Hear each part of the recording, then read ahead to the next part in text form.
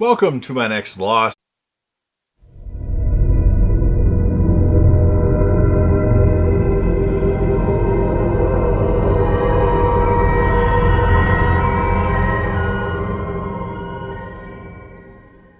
Season 3 episode review video. Before I get into that, though, pretty important, if you're not caught up to the point where I am at rewatching or watching Lost, or you're just not entirely sure, then you definitely need to take the initiative and pay attention to the episode's title, which of course I'll mention as well as put in the description. If that happens to be the case, you find that you're not caught up, it would be my recommendation that you don't watch this detailed review any further to avoid any potential spoilers. And full disclosure, I've already seen Lost 3 other times. It's one of my favorite shows of all time. Been binging it the last few times I've watched it. Wanted to take my time with the show. But I'm not the only one that's currently watching Lost. The legendary Crazy Coffee Man, who's in my comment section for Dexter, Lucifer, and Breaking Bad related videos, is actually watching Lost for the very first time. So, join us on this incredible journey and let's discuss this awesome, amazing show in the comments section. However, no spoilers past this episode due to the fact that at the time of this recording, I don't know how far he is in watching this show.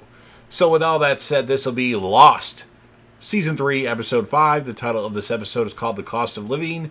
And this will be my review, reaction, recap after just finishing watching the episode. So we start off right away with the flashback. As a boy, Mr. Eko is taught by a nun while breaking into a supply shed to steal food for himself and Yemi. When forced to confess at church, Eko refuses, insisting that stealing food for his starving brother was justified and therefore is not a sin. On the island, a delirious Eko has a vision of his brother Yemi holding a cigarette lighter. Eko is told that if he is ready to confess, he knows where to find Yemi. That night, Eko's shelter catches on fire. Charlie and Hurley rescue Eko and leave him propped up against a tree while Eko mumbles something about my brother. Locke arrives and asks Charlie where Eko is, but Eko has disappeared. Ben gives Jack a white smock shirt and invites him to come for a walk. Jack asks about the symptoms of Ben's tumor, particularly pointing out that the tumor will kill him. Ben professes not to know what Jack is talking about. Jack smirks and drops the issue. They join the rest of the others on the beach, all dressed in white smock shirts for Colleen's funeral. The corpse is floated out to sea on a burning raft, accompanied by a country rock song played on the speakers while Pickett grieves. Privately, Ben asks Juliet why she showed his x-rays to Jack. Juliet replies that she never told Jack those x-rays they were, or whose x-rays they were, and remarks that Ben must have inadvertently confirmed Jack's guess or suspicions. Locke and Desmond ask Sayid to come to the Pearl to use the computer to communicate with the others and figure out how to rescue Jack, Sawyer, and Kate. Charlie and Hurley inform the group that they cannot find any trace of Mr. Eko. Locke asks if Eko said anything to Charlie before he disappeared, and Charlie mentions Eko's ramblings about his brother. Locke realizes that Eko is heading to the Beechcraft where he previously had visions of his brother. Locke tells Sayid and Desmond that they are heading for the same place as Eko. Back to our flashback, Nigerian soldiers drive Eko back to Yemi's church after the plane incident where he gets hurt and then put on the plane that ends up in the island. He finds Yemi's Bible with a photograph of Yemi and him as children inside. Eko meets the altar boy Daniel and his mother Amina, who ask about Yemi. Eko answers that Yemi has been called away and that Eko would be taking his place. When Amina also inquires about Yemi's upcoming trip to London, a surprised Eko states that he would take Yemi's place there too. Back to our current time, Eko staggers through the jungle and collapses. The black smoke monster is seen and heard in the background. A Nigerian man, Amika, appears and throws a machete at Eko. The machete lands in a tree next to Eko's head. Eko pulls the machete from the tree and turns to face 3 men. One with his throat cut, one with a severed arm, and one, Amika, who is cowering before Echo and begging him for his life. Echo is about to strike Amika with the machete, but Amika changes into the altar by Daniel, who puts a finger to his lips. Shh. Just like Walt did to Shannon, and says, confess. And there's another scene that I had the notes and somehow it got erased, where Echo's getting, like, putting water and taking a drink. And then we hear, hello, Echo. And it's like the others. Anyway, Locke offers an open invitation to anyone who wants to come join along to the Pearl. Obviously, that scene happens after this. Hurley remarks that Jack used to decide who ventured into the jungle. Locke says that he is not Jack. Nikki accepts the invitation eagerly and encourages Paulo to join in, remarking that they've always complaining about not being included. Nikki and Paulo are such important characters on Lost. What great background characters they've been. And they haven't been on the show the whole time. It's just this season. The show wants you to think they've been on the show the whole time, but you've only seen them this season. Desmond asks Locke what they are really doing and notes the coincidence that the plane Echo is heading for is the same place as the Pearl Station. Locke quotes Echo in reply, "Do not mistake coincidence for fate." Back to our flashback. Echo has become established in his new role as priest. He is also confronted by militant men who demanded to speak with Yemi. Amina intervenes and attempts to, stop the incident from happening. Amika by informing him that the vaccine shipment was late. Echo was unaware of the arrangement, and Amina explains to him that 80% of the clinic's vaccines are given to Amika for protection. When Echo tells Amika that he is not afraid of him, Amika shoots a blind woman as a warning that the deal must be completed, and then drives away. Echo soon develops a plan to sell the vaccine on the black market before he leaves the country that coming weekend. Juliet brings Jack a dome-style silver platter with a burger in it. Juliet is unusually friendly. Ben interrupts, wanting to speak to Jack alone. Juliet is reluctant to leave until Ben requests patient-doctor confidentiality. Ben reveals the plans he had to break Jack, wearing him down until he believed the others weren't his enemies. Ben elaborates on how he meant Jack to become invested in the others by exploiting the physical resemblance between Juliet and Jack's ex-wife, Sarah. However, Ben admits that his plan was shot to sunshine once Jack saw the x-rays revealing that Ben had a tumor and was dying. When Ben leaves, he asks Jack if he believes in God. Jack answers by returning the question. Ben says, 2 days after I found out that I had a fatal tumor on my spine, a spinal surgeon fell out of the sky. And if that's not proof of God, I don't know what is. Back to our flashback. Echo soon develops a plan to sell the vaccine on the black market before he leaves the country that coming weekend. I think I already mentioned that. Locke helps Echo to remove the boulders that cover the plane's door while the others enter the Pearl. Locke asks Echo what exactly he saw in the jungle, confiding that once he saw something as very bright light, which was beautiful, but Echo replies, "This is not what I saw."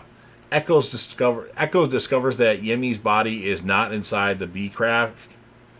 Echo decides to wait by the plane, contemplating the black and white photograph of himself and Yemi as boys. Before heading down into the Pearl, Locke gives Echo the cross that he found while tracking Echo during further instructions of a previous episode. In Yemi's church, back to our flashback, Amika and two of his men arrive to punish Echo as they have learned of his black market inquiries. As Amika is about to chop off Echo's hands with a machete, Echo turns on the militant men, grabs the machete, and kills the two henchmen. Amika begs for mercy, but Echo says, "You don't know who I am," and kills him. He walks out of their church covered in gore, holding the bloody machete and gun, where he is seen by the terrified villagers, including Amina, and the altar boy Daniel. Inside the Pearl, Nikki watches the Pearl orientation video. Saeed, Desmond, and Locke examine the electronics behind the computer, while Paulo discovers and uses a working toilet. After watching the film, Nikki suggests some of the monitors could be viewing the other Dharma stations. Saeed fiddles with the electronics until a live picture appears on one of the monitors. A man with an eye patch is briefly shown before putting his hand over the camera, and the live video is lost. Locke remarks, "I guess he'll be expecting us." Juliet brings Jack a VHS video saying, "You'll like this one. To Kill a Mockingbird. It's a classic." Against Jack's expressed wishes, Juliet loads the videotape and moves the television close to the glass wall with the sound off, while Juliet entreats Jack to perform the surgery that will save Ben's life. The silent movie shows her holding a series of written messages asking Jack to kill Ben on the operating table. The monitor is placed so that it is out of the view of the video surveillance, while her speech praises Ben and describes how much he deserves to live. The flashcards on the tape say that Ben is a dangerous liar and that some of the others want change. They want Ben dead. But they need to make it look as though he tried to save Ben's life so that it looks like an accident. So they want Jack to make a fatal mistake during the surgery.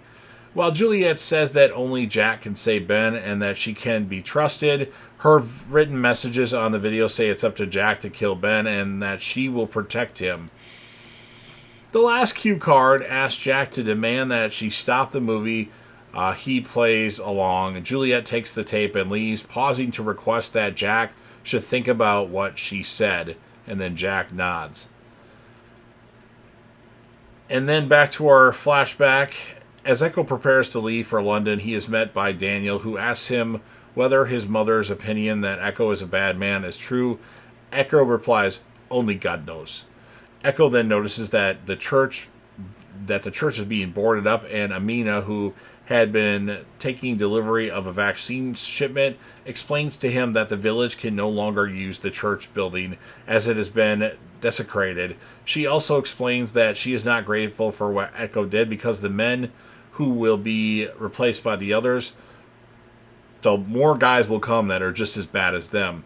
Further, she reveals that she has been aware that he was planning to sell the vaccine himself anyway. She advises him to repent and make his peace with God and tells him that he owes Yemi one church. Sitting by the Beechcraft, pondering the cross, Echo sees Yemi standing at the edge of the Pearl exterior clearing. Yemi backs into the jungle. Following, Echo demands to know why Yemi wants to hear his confession and why now. Echo finds Yemi waiting in the middle of the garden of the brightly colored anthurium bushes. Yemi asks if Echo is ready to confess. Echo says he is ready. Yemi looks at the cross that Echo holds. Echo says, "I ask for no forgiveness, Father, for I have not sinned. I have only done what I needed to do to survive."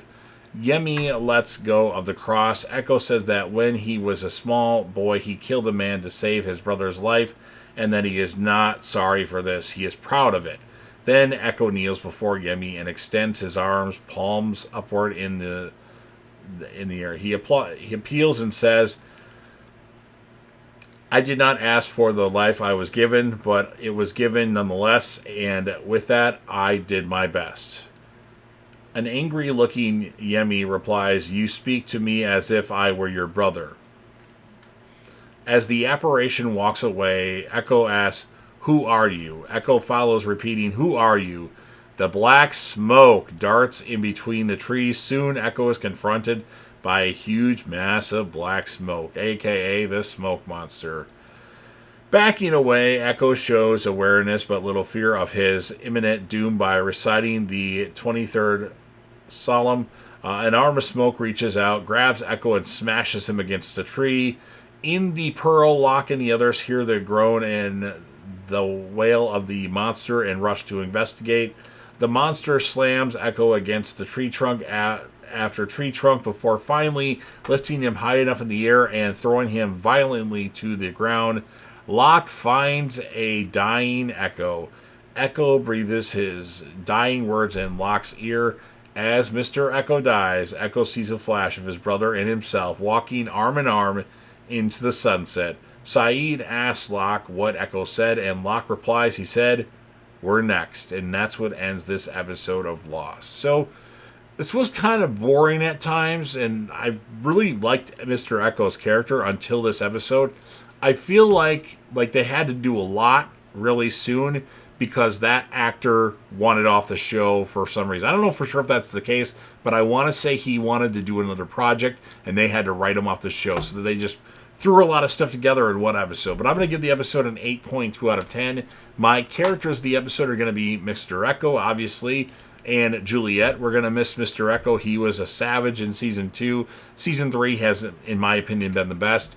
And then, of course, if you're a fan of Lost and you want to help me out with this YouTube algorithm, please make sure that you Hulk smash the like button, share the video with a friend, put this video on any one of your social media platforms. Don't forget to sound off in the comment section about what your thoughts are on this episode of Lost. What would you rate it? Who would be your character of the episode? Remember, you'll be interacting with me and the legendary Crazy Coffee Man. No spoilers past this episode. And then last but certainly not least, don't forget to hit that sub button, subscribe to the channel, you're watching the video anyway, join the team, show your damn support, and be a part of something special, and you never know what you're going to see on JDev TV.